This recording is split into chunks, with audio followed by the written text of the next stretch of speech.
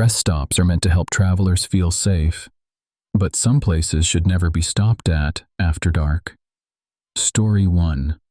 The fluorescent lights of the I-80 rest area hummed with a sickly, buzzing frequency that seemed to vibrate inside my skull. It was 3:17 a.m. My sedan looked like a toy against the vast, ink-black void of the Nevada desert.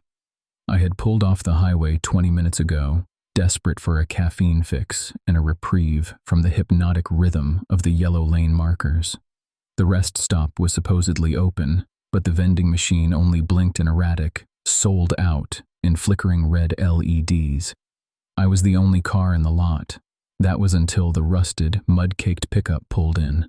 It didn't park in a spot. It drifted into the space directly in front of mine, facing me head-on, its high beams cutting through my windshield like surgical lasers.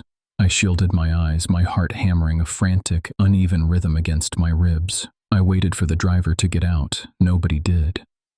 The pickup sat idling, its engine emitting a low, rhythmic shudder that reminded me of a labored breath. I reached for my keys, intent on reversing, but my hands were slick with cold sweat. I told myself it was just a trucker, tired and disoriented, but the windows of the pickup were tinted so dark they looked like voids. There was no movement behind the glass, no silhouette, no shifting shadows. Then, the static over the rest stop's external PA system crackled to life. It wasn't an announcement. It was a wet, rhythmic smacking sound, like someone chewing with an open mouth, followed by a high-pitched electronic whine that made my teeth ache. I gripped the steering wheel, convinced that if I just kept my eyes forward, the nightmare would resolve itself. But then the driver's side door of the pickup groaned open.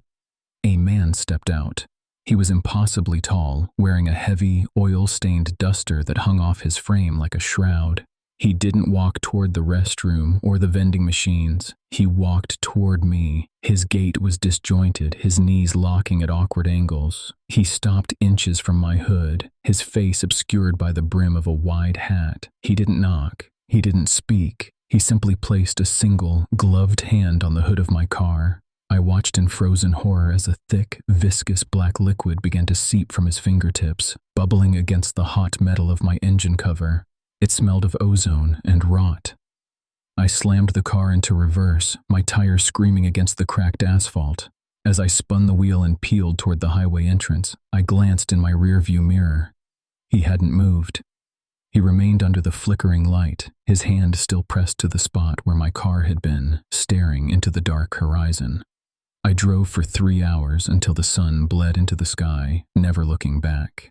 But even now, miles away, I can still see that oily stain on my hood, and every time I turn off my engine, I swear I can still hear that wet, rhythmic chewing, waiting in the silence. Story 2.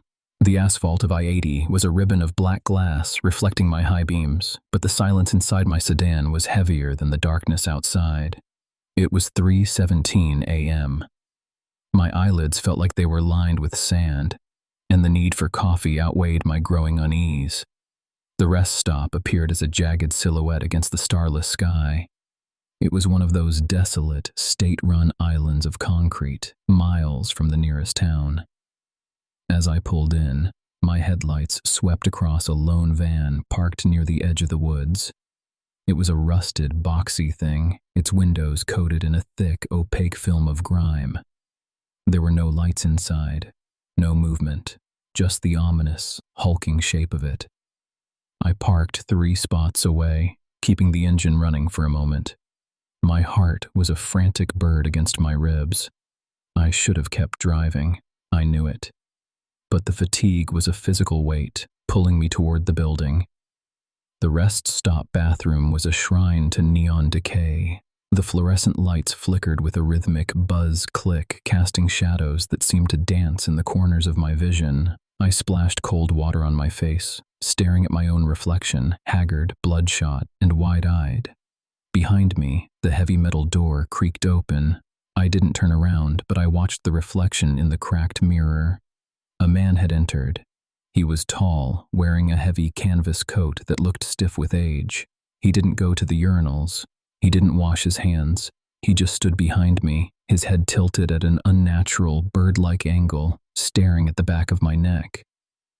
"Cold night," he rasped. His voice sounded like dry leaves skittering over pavement. I didn't answer. I grabbed a paper towel, my hands trembling. In the mirror, I saw him shift. He wasn't looking at me anymore. He was looking at my reflection's throat. His hand emerged from his deep pocket, fingers tight around something metallic that glinted under the buzzing bulb. I didn't wait to see what it was. I bolted. I burst through the exit, my sneakers slapping against the wet pavement. I reached my car, fumbling with my keys, when I heard it. The distinct, heavy thud drag of boots behind me. I glanced back. He was standing under the yellow arc of the security light, not running, just watching, his grin far too wide for a human face. I jammed the key into the ignition, the engine roaring to life. As I peeled out, throwing gravel into the night, I looked toward the rusted van. The sliding door was wide open now. The interior wasn't empty. It was filled floor to ceiling with discarded suitcases, bags, and shoes, hundreds of them scattered like leaves in a grave. I didn't look back again. I drove until the sun bled over the horizon, but even now, in the safety of the daylight, I can still feel the cold weight of his gaze on my neck, waiting for the next time I stop.